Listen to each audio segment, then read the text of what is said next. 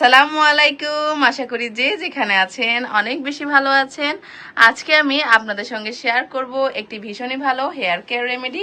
আর আজকের রেমেডিতে আমি শেয়ার করব ফেলে দেওয়া এমন একটি জিনিস যা সপ্তাহে একদিন যদি আমরা আমাদের চুলে ব্যবহার করতে পারি, আমাদের চুল পড়া বন্ধ হবে, নতুন করে চুল গজাতে সাহায্য করবে, পাশাপাশি আমাদের চুলটাকে লম্বা করতে সাহায্য করবে, এছাড়াও চুলটাকে সিল্কি শাইনি ম্যানেজেবল করে তুলবে।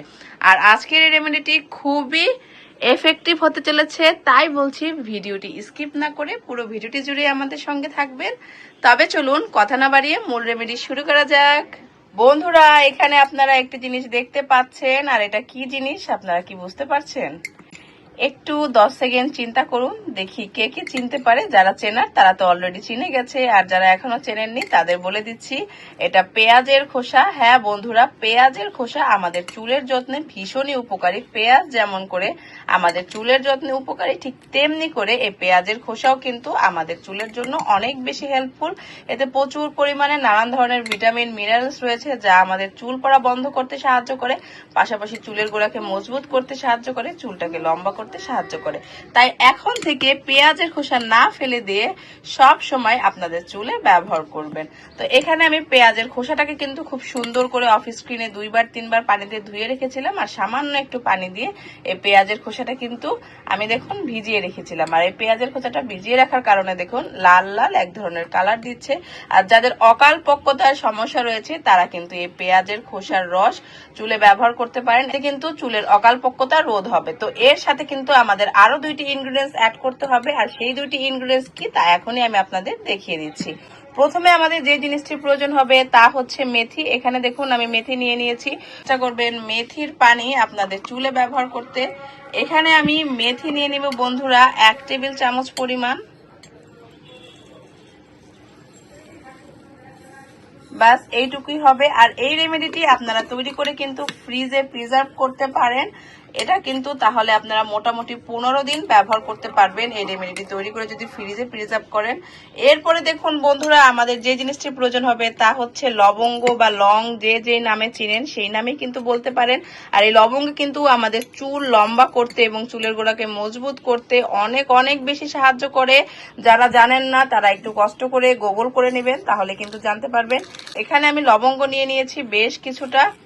তো এখানে আমি যেই পরিমাণে এই রেমেডিটি তৈরি করব, এটা কিন্তু আমি 2 সপ্তাহ ব্যবহার করতে পারবো। আর এটি যাদের এক্সট্রিম হেয়ার ফল হচ্ছে বা চুলটা লম্বা করতে চাইছেন কিন্তু লম্বা হচ্ছে না, তারা সপ্তাহে 2 বার করে ব্যবহার করবেন। আর যাদের চুলের গ্রোথ মোটামুটি ভালোই আছে, চুলটা লম্বা হচ্ছে এবং চুল পড়ছে, তারা সপ্তাহে 1 দিন ব্যবহার করতে পারেন, চুলের জন্য খুবই ভালো হবে। তো এটি কিন্তু এখন আমাদের আরো একটি স্টেপ ফলো করতে হবে। সেই স্টেপটি কি চলুন দেখে নেওয়া যাক।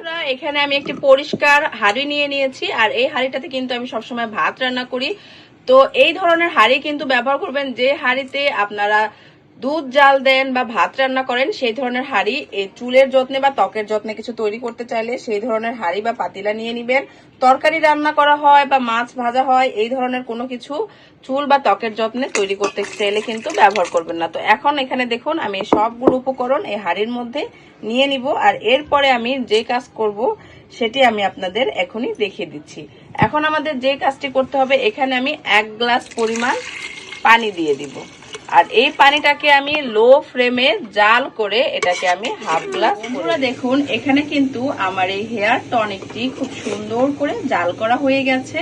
আর এটি কিন্তু অলরেডি জ্বালানোর ফলে যেই পরিমাণ আমি পানি দিয়েছিলাম সেই পরিমাণ থেকে কিন্তু হাফ হয়ে গেছে।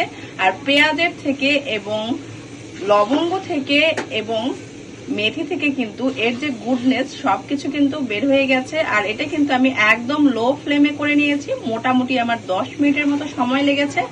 এখন আমি যে কাজটি করব, চুলা থেকে এটি নামিয়ে একদম ঠান্ডা করে তারপরে আমি আপনাদের কাছে আবারও ফিরে আসব। বন্ধুরা, এখানে আপনারা দেখতেই পাচ্ছেন আমার টনিকটা কিন্তু রেডি। এখন আমাদের যেই কাজটি করতে হবে সেটা হচ্ছে এই টনিকটাকে আমি একটি ছাঁকনির সাহায্যে ছেঁকে বাটিতে ঢেলে নিব। পরিমাণ পানি প্রথমে ছিল, এটা জাল করে কিন্তু সেইটুকু পরিমাণে করে নিয়েছি, এবং এর যে গুডনেস, মেথি, লং এবং পেঁয়াজের খোসা, 3টার গুডনেসই কিন্তু এই পানির মধ্যে চলে এসেছে।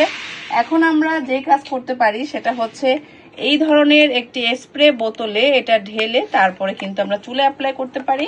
এছাড়াও আরেকটা যেটি কাজ করতে পারি, এভাবে আঙুল ভিজিয়ে আঙুলের ডগায় যেভাবে করে আমরা অয়েল মাসাজটা করি সেইভাবে করে নিতে পারি। এছাড়াও কটন প্যাডের সাহায্যে কিন্তু এটি আমরা আমাদের চুলে ব্যবহার করে নিতে পারি। তো আমি আপনাদের এখন দেখিয়ে দিব কিভাবে করে এটি আপনারা আপনাদের চুলে ব্যবহার করবেন। তো চলুন দেখে নেওয়া যাক।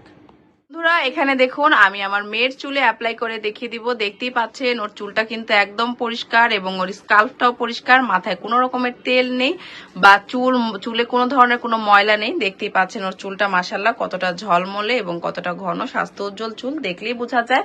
মাশাল্লাহ মাশাল্লাহ। তো আমি অফ স্ক্রিনে কিন্তু ট্যাঙ্গেল ফ্রি ব্রাশ দিয়ে প্রথমে সুন্দর করে ওর চুলের ট্যাঙ্গেলটা ফ্রি করে নিয়েছি। আমি সব সময় বলি ভেজা চুলে কখনো চুলের চিরুনি ব্যবহার করবেন না, এতে করে কিন্তু আমাদের চুল পড়ার সমস্যা বাড়ে এবং চুলের গোড়ায় যে ময়েশ্চারটা থাকে সেটা কিন্তু নষ্ট হয়ে যায়।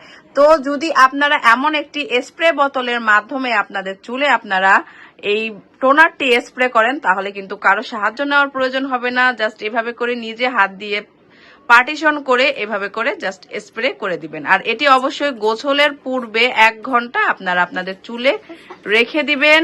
আর যখন এটি শুকিয়ে যাবে নরমাল পানি দিয়ে কিন্তু চুল ধুয়ে নিলেই হবে, চুলে কোনো রকমের শ্যাম্পু করার প্রয়োজন নেই। যাদের এক্সট্রিম হেয়ার ফল হচ্ছে তারা সপ্তাহে 2 দিন করে চুলে এটি ব্যবহার করবেন। আর যাদের চুলে মোটামুটি কোনো ধরনের সমস্যা নেই তারা যদি সপ্তাহে 1 দিন করে এটি আপনাদের চুলে ব্যবহার করেন আপনাদের চুলের জন্য কিন্তু ভীষণ ভালো হবে।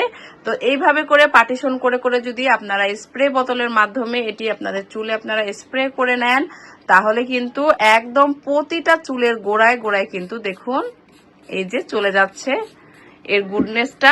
ইম্পর্টেন্ট কথা বন্ধুরা, এটি স্প্রে করার পরে কোনো মাসাজ করার প্রয়োজন নেই, আপনারা এভাবেই রেখে দিবেন 1 ঘন্টার মতো। ঠিক 1 ঘন্টা চুলে রাখবেন। এটি আপনাদের স্ক্যাল্পে অর্থাৎ আপনাদের চুলের গোড়ার প্রতিটা চুলের গোড়ায় গোড়ায় যখন এর গুডনেস চলে যাবে, চুলটা শুকিয়ে যাবে, তখন কিন্তু নর্মাল পানিতে চুল ধুয়ে নিলে হবে। আজকের এর হেয়ার টনিকটির রেমেডি আপনাদের ভালো লেগেছে। যদি ভালো লেগে থাকে তাহলে অবশ্যই আমাদের চ্যানেলটি সাবস্ক্রাইব করে দিবেন এবং পাশে থাকা ছোট্ট বেল বাটনটি প্রেস করে দিবেন।